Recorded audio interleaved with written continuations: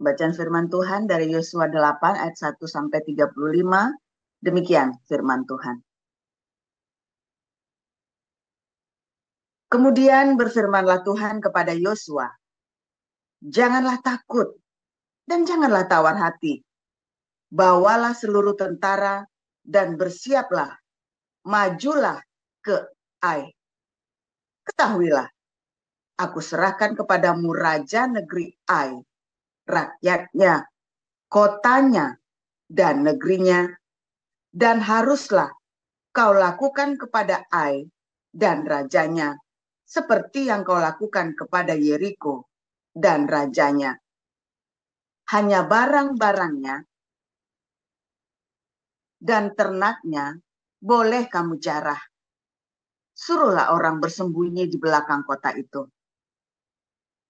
Lalu bersiaplah Yosua beserta seluruh tentara untuk pergi ke Ai.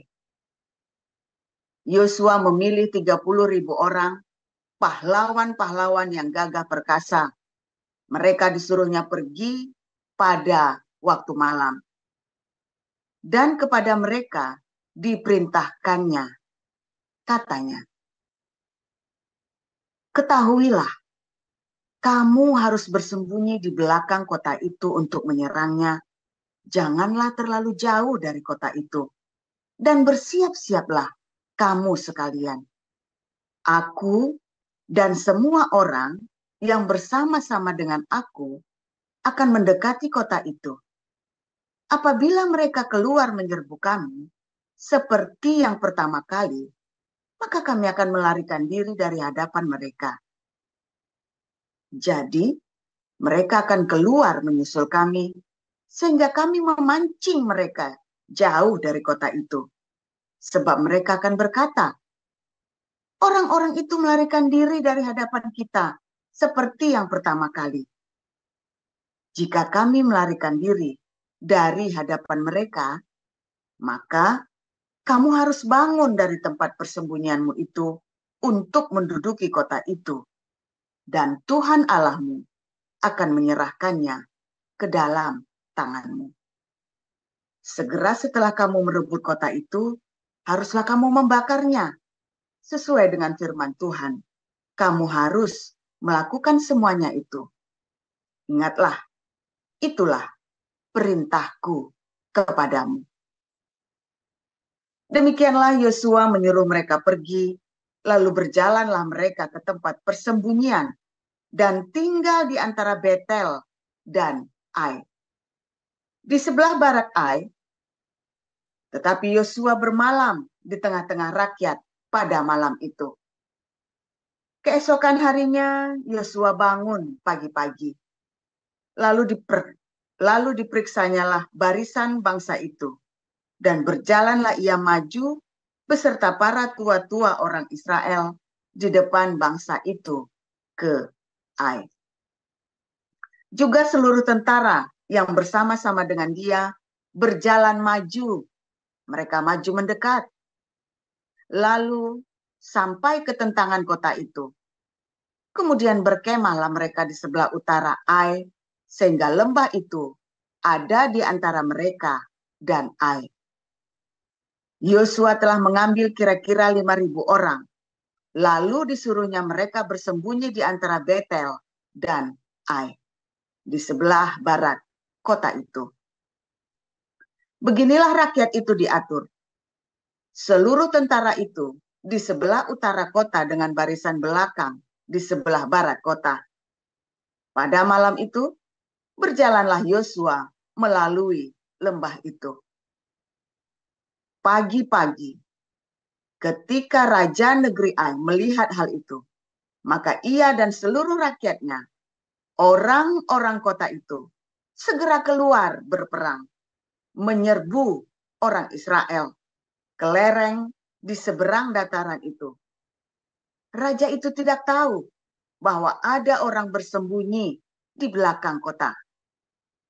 Yosua dan seluruh orang Israel itu berlaku seolah-olah dipukul mundur oleh mereka, lalu melarikan diri ke arah padang gurun. Sebab itu semua orang yang ada di kota dikerahkan untuk mengejar orang Israel. Maka mereka mengejar Yosua, sehingga makin jauhlah mereka terpancing dari kota. Seorang pun tidak tertinggal lagi di Ai dan Betel yang tidak keluar memburu orang Israel. Mereka meninggalkan kota itu terbuka karena mereka mengejar orang Israel. Lalu berfirmanlah Tuhan kepada Yosua, acungkanlah lembing yang ada di tanganmu ke arah Ai, sebab aku menyerahkan kota itu ke dalam tanganmu. Maka Yosua mengacungkan lembing yang di tangannya itu ke arah kota itu. Ketika diacungkannya tangannya, maka segeralah bangun orang-orang yang bersembunyi itu dari tempatnya. Mereka berlari memasuki kota, merebutnya, lalu mereka membakar kota itu. Ketika orang Ai berpaling menoleh ke belakang, tampaklah asap kota itu naik, membumbung ke langit.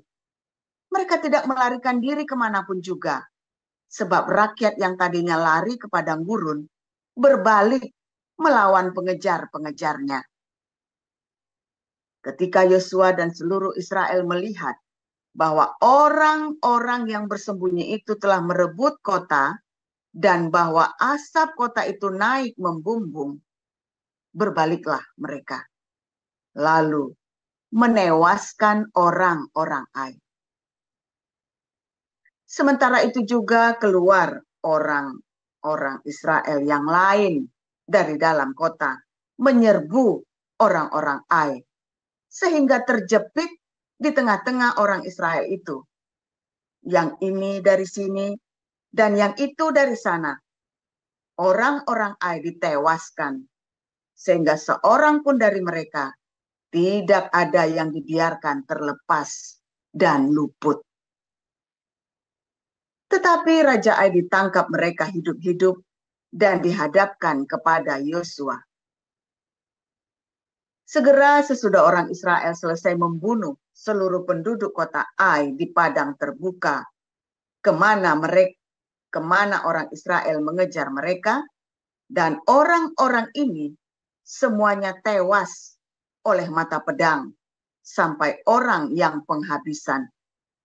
Maka seluruh Israel kembali ke Ai dan memukul kota itu dengan mata pedang. Jumlah semua orang yang tewas pada hari itu, baik laki-laki maupun perempuan, ada 12.000 orang. Semuanya orang Ai. Dan Yosua tidak menarik tangannya yang mengacungkan lembing itu sebelum seluruh penduduk kota Ai ditumpasnya. Hanya ternak dan barang-barang kota itu dijarah oleh orang Israel, sesuai dengan firman Tuhan yang diperintahkannya kepada Yosua. Yosua membakar Ai dan membuatnya menjadi timbunan puing untuk selama-lamanya, menjadi tempat yang tandus sampai sekarang. Dan Raja Ai digantungnya pada sebuah tiang sampai petang. Ketika matahari terbenam, Yosua memerintahkan orang menurunkan mayat itu dari tiang, lalu dilemparkan di depan pintu gerbang kota. Kemudian didirikan oranglah di atasnya suatu timbunan batu yang besar yang masih ada sampai sekarang.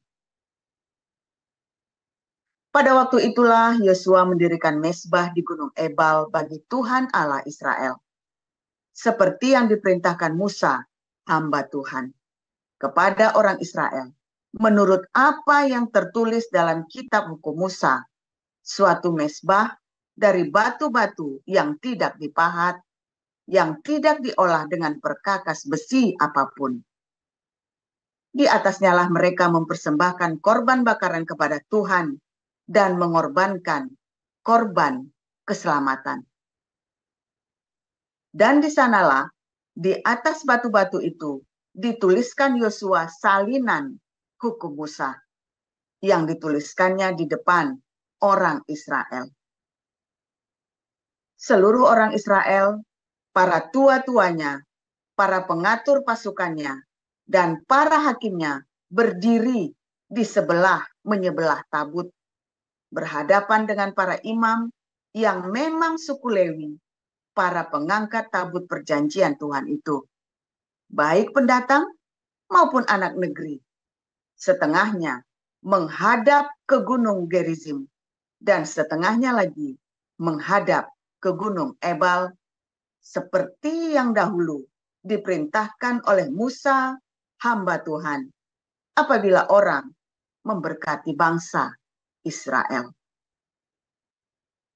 Sesudah itu dibacakannya lah segala perkataan hukum Taurat, berkatnya dan kutuknya, sesuai dengan segala apa yang tertulis dalam hukum.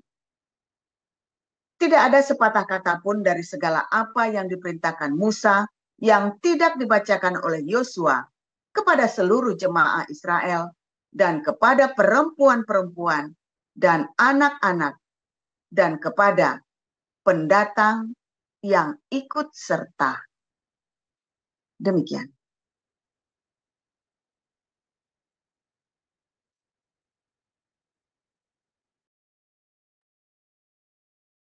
2 Timotius pasal 4.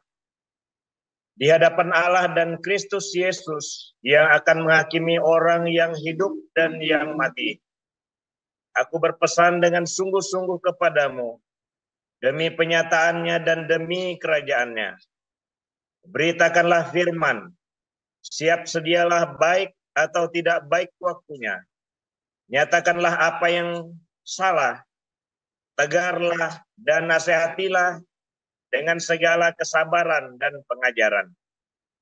Karena akan datang waktunya, orang tidak dapat lagi menerima ajaran sehat, tetapi mereka akan mengumpulkan guru-guru menurut kehendaknya untuk memuaskan keinginan telinganya. Mereka akan memalingkan telinganya dari kebenaran dan membukanya bagi dongeng. Tetapi kuasailah dirimu dalam segala hal, sabarlah menderita, lakukanlah pekerjaan pemberita Injil, dan tunaikanlah tugas pelayananmu. Mengenai diriku, darahku sudah mulai dicurahkan sebagai persembahan dan saat kematianku sudah dekat. Aku telah mengakhiri pertandingan yang baik. Aku telah mencapai garis akhir dan aku telah memelihara iman. Sekarang telah tersedia bagiku mahkota kebenaran yang akan dikaruniakan kepadaku oleh Tuhan, Hakim yang adil, pada harinya, tetapi bukan hanya kepadaku, melainkan juga kepada semua orang yang merindukan kedatangannya. Berusahalah supaya segera datang kepadaku, karena Demas telah mencintai dunia ini dan meninggalkan aku. Ia telah berangkat ke Tesalonika. Krekes telah pergi ke Galilea dan Titus ke Dalmatia. Hanya Lukas yang tinggal dengan aku. Jemputlah Markus dan bawalah ia kemari, karena pelayanannya penting bagiku. Tikikus telah kukirim ke Efesus. Jika engkau kemari, bawa juga jubah yang kutinggalkan di Troas, di rumah Karpus, dan juga kitab-kitabku, terutama perkamen itu. Alexander, tukang tembaga itu, telah banyak berbuat kejahatan terhadap aku. Tuhan akan membalasnya menurut perbuatannya. Hendaklah engkau juga waspada terhadap dia, karena dia sangat menentang ajaran kita. Pada waktu pembelaanku yang pertama, tidak seorang pun yang membantu aku. Semuanya meninggalkan aku. Kiranya hal itu jangan ditanggungkan atas mereka. Tetapi Tuhan telah mendampingi aku dan menguatkan aku, supaya dengan perantaranku Injil diberitakan dengan sepenuhnya dan semua orang bukan Yahudi mendengarkannya. Dengan demikian aku lepas dari mulut singa, dan Tuhan akan melepaskan aku dari setiap usaha yang jahat. Dia akan menyelamatkan aku, sehingga aku masuk ke dalam kerajaannya di sorga. Baginya lah kemuliaan selama-lamanya. Amin. Salam kepada Priska dan Aquila, dan kepada keluarga Onasilarus. Erastus tinggal di Korintus, dan Tropimus kutinggalkan dalam keadaan sakit di Miletus. Berusahalah kemari sebelum musim dingin. Salam dari Ebulus dan Pudes dan Linus dan Claudia dan dari semua saudara. Tuhan menyertai rohmu, kasih karunia-Nya menyertai kamu. Terima kasih untuk para rektor, Ibu Neliana dan Pak Kasianus Dino. Kita akan mendengarkan. Lampunya aja dinyalain ini. Nah, ya, kita akan mendengarkan firman Tuhan hari ini dengan judul Reruntuhan Libanon dan Reruntuhan Tuhan Libanon dan Gaza. Reruntuhan Libanon dan Gaza. Silakan Pastor Paul. Haleluya, firman Tuhan selalu baru setiap hari. Ketika kita menanti-nantikan Tuhan dengan penuh cinta, dengan hati yang penuh dengan pengharapan, serta konsisten ya. Jadi jangan goyang di tengah jalan. Kalau goyang di tengah jalan, semua penantianmu sia-sia nanti. Saudara, kota Ai itu artinya reruntuhan. Ya, saudara ya. Orang-orang kerajaan-kerajaan itu zaman itu kalau perang ya di daerah Timur Tengah ya, di Arab sampai dari Israel, Kanaan, Mesir sampai ke Babilonia, itu kalau perang, kalau menang ini ya, mengalahkan kota, dia mesti harus runtuhkan. Kenapa dia harus diruntuhkan kotanya? Harus diratakan dengan tanah. Makanya kalau Anda lihat Yerusalem itu mungkin sudah 7 kali atau berapa kali itu ya, 7 lapis itu loh. Artinya sudah 7 kali dihancurkan Yerusalem itu. Mengapa sampai 7 kali dihancurkan sampai remuk habis? Supaya peradabannya hilang. Ya. Biasanya perang atau penguasaan sebuah kota biasanya dia adalah sebuah penguasaan sebuah bangsa. Dan kemudian satu bangsa itu digenosida, saudara. Dari zaman dulu sampai dengan hari ini juga begitu ya, diratain. Ya, saudara ya. Kenapa kalau nggak diratain? Maka orang itu punya kesempatan buat membangun lagi kotanya, mengklaim bahwa itu punya dia. Lalu dia berhak merebutnya kembali. Ya, Yerusalem ini sudah 7 kali diruntuhkan, ya kan? Sehingga Israel itu ya dengan susah payah mengklaim hak miliknya, bahkan disebut merampok malah. Kembali kepada miliknya malah disebut rampok. Padahal itu tanah miliknya sendiri. Ya kan? Makanya dari zaman dulu memang tradisinya adalah menghancurkan kota rata-rata tanah. Bahkan terakhir ya Yerusalem itu diratain tanah, benar-benar rata tanah dan tidak bisa hampir tidak bisa ditemukan lagi fondasinya. Ya. Tetapi dengan teknologi bisa ketahuan ya. Fondasinya kan titik batu penjurunya adalah bait suci. Bisa ketahuan ya dengan cara yang ajaib. Orang Islam berusaha membangun di atasnya, nggak tahunya bangunnya di halaman luar, bukan di atasnya bait sucinya. Bisa meleset ya. Ajaib ya. Nah, kota Ai juga waktu diruntuhkan itu juga diratain tanah, saudara ya. Supaya apa? Supaya tradisi kota itu hilang, tidak berbekas. Dewa-dewanya semuanya ya. Dan selalu diutamakan apa? Bait atau tempelnya, atau pusat berhalanya, atau tempat ibadahnya, saudara. Itulah sebabnya orang-orang Islam yang di Indonesia itu suka sekali untuk mengganggu rumah ibadah, sehingga diusirkan. Karena memang itu memang pola perang jahiliyah. Ya, jadi kalau Anda lihat orang-orang Islam ini suka nutupin gereja, ataupun orang bergereja lalu ditutupin teriak-teriak, itu adalah pola jahiliyah. Memang seperti itu, saudara ya. Pola jahiliyah. Teriak-teriak, bakar, terakhir bakar nanti ya gerejanya ya. Atau dibom. Contohnya pengeboman Borobudur dulu tahun 86 atau 88 itu ya. Borobudur kan pernah dibom itu. Ya kan? Memang tujuannya dibom. Sebelum Borobudur sebelum Belanda masuk, Inggris ya, Rafflesia itu ya. Si Rafflesia. Si Thomas Stamford Raffles itu masuk, maka Indonesia sudah tidak ada bekas kerajaan Majapahitnya sama sekali. Tahunya Indonesia negara Islam. Kalau Anda lihat sejarah-sejarah, mereka tidak membicarakan tentang Hindu sampai si Thomas Stamford Raffles ini masuk dan menemukan Borobudur, saudara. Dibongkar semua sehingga ketahuan ternyata aslinya Indonesia bukan Islam, tapi Hindu yang dijajah oleh Islam. Ya, Anda sejarah-sejarah seperti ini adalah sebuah fakta yang disembunyikan. Karena memang tujuannya apa? Hapus sejarahnya. Ya, menghapus sejarahnya. Lupa dengan sejarahnya. Ya kan? Tujuannya memang itu, menghapus dan melupakan sejarahnya. Lalu yang diceritakan hanya kehebatan pujangga-pujangga, sultan-sultan Islam, kerajaan-kerajaan Islam.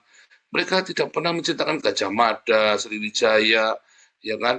Tidak pernah menceritakan para pujangga-pujangga di zaman kuno. Baru setelah Borobudur ditemukan kembali, Prambanan dan seterusnya ya, baru tuh ada ceritanya lagi itu.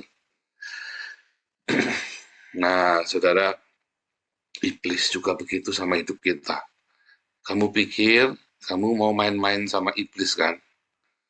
Kamu cuma main-main saja, cuma sedikit kok dosanya. Kata Papa ada konsekuensinya, enggak apa-apa, berzina sedikit. Oh enggak, saudara. Iblis itu ketika kamu ada bikin salah, dia bukan mau nuntut kamu yang kamu bikin salah itu saja. Dia cari lubang buat kuasai hidupmu, saudara. Dia mencari celah untuk menguasai hidupmu. Jadi bukan cuma celah itu saja, lubang itu yang nanti kamu bikin salah, kamu menuai. Ya, dulu saya dengan bodohnya ya, saya kan hanya nyoba ini, dosanya kan cuma ini saja. Itu yang kamu pikir begitu. Tapi kalau iblis sudah masuk, dia ngakai, dia akan rampok.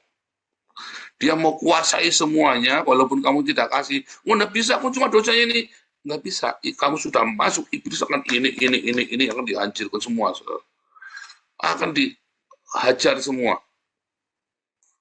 Sama ya, di Jakarta itu, ya, di Jakarta itu kan ada orang kasih tumpangan. Tadinya dia cuman buka gerobak di depan rumahnya dia. Ya, lama-lama nggak mau diusir. Anda nggak bisa ngusir. Anda ngusir, Anda malah kudu bayar.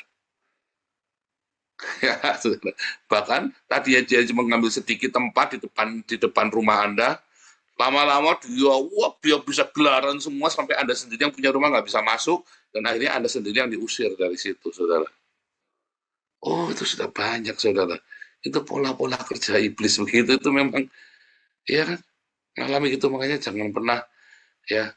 jangan pernah kamu kasih kesempatan seperti itu tanpa hitam di atas putih, yang jelas semuanya. Ini kan kita membantu itu harus pakai hikmat, saudara. Nggak boleh naif. Itu namanya naif.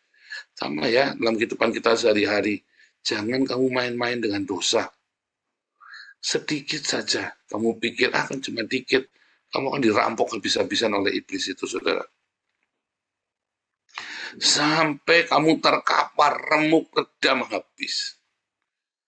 Tapi sebaliknya, kalau kita ini adalah seorang pejuang, ketika kita datang pada Yesus, kita lahir baru, kita kan sedang merontokkan semua masa lalu kita, merontokkan semua dosa-dosa manusia lama kita, merontokkan belenggu kejahatan yang membelenggu kita selama bertahun-tahun. Jangan tanggung-tanggung, remukan sampai habis. diratakan sampai habis, saudara. Artinya apa? Disiplinlah. Kalau kamu mau datang sama Tuhan, kamu harus datang sama Tuhan dengan sungguh-sungguh habis-habisan. Nanti kamu baru merasakan, nanti kamu baru bisa ambil alih kemerdekaan itu. Kalau enggak, kamu akan kembali dikuasai oleh iblis. Makanya nggak heran kamu jatuh bangun terus, karena kamu berhenti untuk bertumbuh secara rohani. Ya kan? Kamu berhenti. Kemarin kita belajar tentang pengkhianatan. Kenapa? Keserakahan ya. Keserakahan cinta uang itu adalah pengkhianatan di dalam kerohanian kita. Ya kan? Nah, makanya saudara, yang namanya berdiakonia itu harus disiplin. Makanya memberitakan Injil itu disiplin. Makanya ya mengelola keuangan dengan benar itu nggak bisa tanggung-tanggung, benar-benar disiplin all out, saudara. Mengelola keuangan, tanggung jawab, itu all out. Sekali kamu tidak disiplin, ya itu yang semuanya akan, aspek kehidupanmu akan kena dampaknya. Ya. Nah, sekarang Anda melihat bagaimana iblis melalui pintu yang kecil atau lubang kecil yang kamu beri kesempatan untuk masuk dalam hidupmu, lalu dia akan ambil alih. Nah, demikian juga setiap kamu sedang berjalan bersama Tuhan, kamu harus sungguh-sungguh ngotot, saudara, sama Tuhan untuk melekat erat-erat, nggak benar-benar melekat erat-erat. Ya, karena caranya iblis itu kan maunya pelan-pelan, saudara. Dia kamu pikir iblis akan datang padamu dengan ujuk-ujuk perlawanan yang hebat, enggak. Dia datangnya dengan angin sepoi-sepoi, dengan berkat-berkat tadi, ya. Oh, saya enggak serakah, Pak. Iya.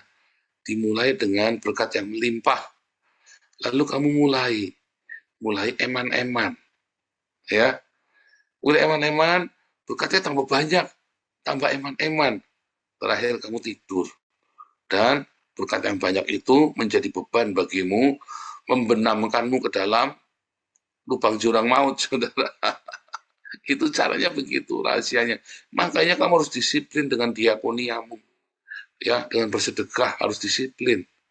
Sedikit atau banyak, kamu harus belajar disiplin. Ya, saudara, pelayanan Paulus itu kita balik ya. Lihat, ada kata, aku membutuhkan Markus. Itu iblis pernah membuat mereka bertiga pecah, saudara ya. Paulus, Barnabas, dan Markus. Ya, gara-gara Markus masih muda, dia takut. Mungkin takut, mungkin capek, mungkin lagi dasarnya sledor. Dia pergi, minggat, lagi pelayanan, pergi misi, minggat, saudara, nggak ninggalin pesan. Ya, ngamuk Paulusnya. Nah, lalu Barnabas mau ngajak Markus lagi, lalu Paulus bilang, nggak mau. Nah, gitu ya, nggak mau. Tetapi, Paulus itu tidak pernah membiarkan kebencian itu menguasai hidupnya. Dia tahu, saudara, itu kesalahan. Dia juga menolak ketidakdisiplinan. Oh, Paulus tegas ya, nggak mau. Dia itu pernah ninggalin kita, jangan diajak dulu. Bukan dia benci, tapi biar dia belajar dulu. Seringkali kita yang baca menghakimi buru-buru ya. Oh, ini Paulus sudah gegeran ini, ya selisihan. Ternyata bukan, disiplin dulu. Terakhir akhirnya di penjara, Paulus justru berkata, Markus suruh ke sini. Aku membutuhkan pelayanannya. Tidak ada permusuhan yang abadi di dalam tubuh Kristus, saudara. Kalau kamu menghendaki permusuhan yang abadi, langit dan bumi akan lenyap, tapi sorry, aku masih musuhan sama kamu. Maka kamu akan dipakai oleh iblis. Hidupmu akan dihancurkan oleh iblis melalui itu. Saya sudah memberi contoh kepadamu, saudara ya. Bagaimana kita bisa menerima kembali Pak Puteh, ya. Bahkan Pak Toping yang sudah lama kita coba rangkul kembali. Saya sudah beri contoh kepada Anda. Orang mencibir katanya Paul, loh memang kita tidak boleh musuhan. Ya, dan kita tidak pernah memusuhi Pak Putih dan Pak Toping. Siapapun. Orang-orang banyak, ya, beberapa orang meninggalkan kita, memusuhi kita. Tapi kita tuh nggak pernah musuhin mereka. Welcome, selalu ada welcome, ya, ketika mereka kembali. Lupa minta mereka kembali, enggak juga, biasa aja. Cuma kalau mereka kembali, kita harus terima. Siapapun kembali harus terima, saudara. Karena kita tidak pernah memusuhi, kecuali mereka sudah nyebrang ke orang Islam. Karena kita nggak tahu mereka lawan apa kawan. Kalau sudah nyebrang ke Islam kan kita udah nggak tahu. Tapi selama belum nyebrang ke Islam, itu adalah salah paham. Orang-orang yang percaya kepada Yesus, pengikut Kristus semua harus bersatu. Ya, karena kita kerja nggak bisa sendirian. Ya kan? Selisihan semua ya. Dikatakan namanya pengurus-pengurus itu kan ya kalau benturan bisa keras tuh. Padahal dengar firman Tuhan tiap hari, heran saya ya saudara ya. Dengar firman Tuhan tiap hari, tapi benturannya bisa keras. Ya karena belum nyampe ilmunya. Ya kan? Belum nyampe, makanya ya pergi. Ya kan? Dia tidak mau. Nah, gegerannya bukan sama saya, tapi saya ikut dimusuhin, saudara. Ya kan? Gegerannya bukan sama saya bisa dimusuhin. Nah, ya sudah, biarin saja. Yang penting kita tidak memusuhi. Kenapa? Karena orang itu ada masanya dia harus kembali. Nah, beberapa orang komplain sama saya, Pak, itu orang sudah gak setia sama kita, kalau diterima kembali. Harus diterima. Ya, harus diterima. Semua orang yang kembali itu harus diterima. Ya, Tuhan Yesus mencari domba-domba yang hilang. Jangan kita mengusir domba-domba, saudara. Ya kan, selalu welcome. Tetapi tetap ikut aturan. Karena kan kita ini kan dana milik masyarakat yang ada aturannya, ada SOP-nya. Jadi ikut aturan. Kalau nggak ikut aturan, jangan. Sebab nanti kita semua yang celaka. Tapi selama bertekad, ya Pak, saya kembali dan ikut aturan. Ya mungkin dulu ada kesalahpahaman. Welcome, semua welcome. Tanpa kita harus mempercakapkan perbuatannya di masa lalu yang tidak baik atau yang kita tidak cocok. Demikian juga dengan keluarga-keluarga, saudara ya. Kalau ya istrimu, suamimu, anakmu ingin kembali, jangan kamu hakimi, jangan malah dimarahin, jangan malah diungkit-ungkit, kan sudah kembali. Justru kita harus membuka diri, karena kesatuan hati itu ya yang dilahirkan dari pertobatan akan membuat kamu menjadi kuat dan kamu akan menjadi menang. Ya, pengampunan itu penting tanpa kita merubah aturannya. Ya, jangan kompromi dengan dosa. Tetapi kalau orang itu sungguh bertobat, mau kembali, kita harus terima, saudara.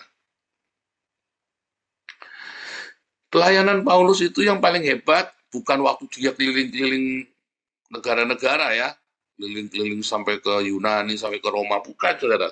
Pelayanan dia hebat pada waktu di penjara. Karena di penjara itu dia punya banyak kesempatan untuk rekonsiliasi. Dia banyak orang-orang datang dan dia banyak melakukan rekonsiliasi dengan orang-orang, ya, termasuk kepada Filemon, ya kan, Onesimus itu ya, termasuk pada Markus, Petrus. Itulah pelayanan yang paling hebat. Makanya surat-surat Paulus itu selama di penjara itu, itulah memberikan dasar-dasar kekristenan bagi non-Yahudi, saudara. Bagi orang non-Yahudi. Karena Paulus adalah rasul bagi orang non-Yahudi. Ya, sehingga kita mengerti bagaimana kita bisa menghidupi hukum Taurat itu. Nah, tapi bagaimana Paulus bisa sehebat itu? Ya, Paulus bisa luar biasa karena dia tidak memberi celah. Dia tidak memberi celah kepada kemarahan-kemarahan, pengkhianatan-pengkhianatan, bahkan ketika dia ditinggalkan, dikhianati oleh Demas sekalipun, ya, dia tidak mengutukinya, ya saudara ya. Dia tidak mengutukinya, tapi dia kasih tahu Demas yang tadinya baik, waduh, itu keluar masuk itu dalam komunitas kita itu biasa. Yang penting kita jangan marah, saudara ya, kita nggak usah ngutukin. Yang penting kita tetap hati kita menyediakan diri untuk apa, saudara? Untuk bisa bersatu. Nah, kalau hati kita sudah siap Mungkin orang itu belum bersatu dengan kita, mungkin orang-orang itu belum mau gabung sama kita, atau bahkan mau benar-benar meninggalkan kita. Yang penting hati kita sudah menyediakan diri bagi rekonsiliasi, saudara. Dalam rumah tanggamu juga begitu. Yang penting hatimu sudah siap dengan rekonsiliasi. Ya mungkin orang lain belum kembali kepadamu, suamimu, istrimu, anakmu, orang tuamu, saudaramu belum kembali. Tapi hatimu selalu siap bagi rekonsiliasi, kamu diberkati. Jangan izinkan kemarahan, kebencian, dendam mengambil alih hidupmu. Ya, jangan izinkan keserakahan, ketamakan juga mengambil hidupmu. Ya, satu celah untuk iblis, hidupmu akan dikuasai, akan ditaklukkan oleh iblis. Tidak boleh ada celah bagi iblis. Hidupmu harus kamu jaga di dalam kasih dan kekudusan tanpa syarat, saudara. Tanpa pakai kompromi, kasih dan kekudusan, nggak ada kompromi. Nanti kamu menang, saudara. Ya, disiplin. Ya, jangan kompromi, jangan lemah. Pak, saya lagi udah capek, Pak. Loh, kamu capek, kenapa? Kamu capek karena kamu nggak punya cinta. Orang kalau punya cinta nggak mungkin capek, saudara. Maka mulailah dengan bersedekah. Selalu bersedekah semiskin apapun kamu, sekurang apapun kamu. Yang jadinya bikin kamu lelah karena kamu tidak bersedekah, kamu tidak punya cinta. Ya kan? Tuhan Yesus memberkati.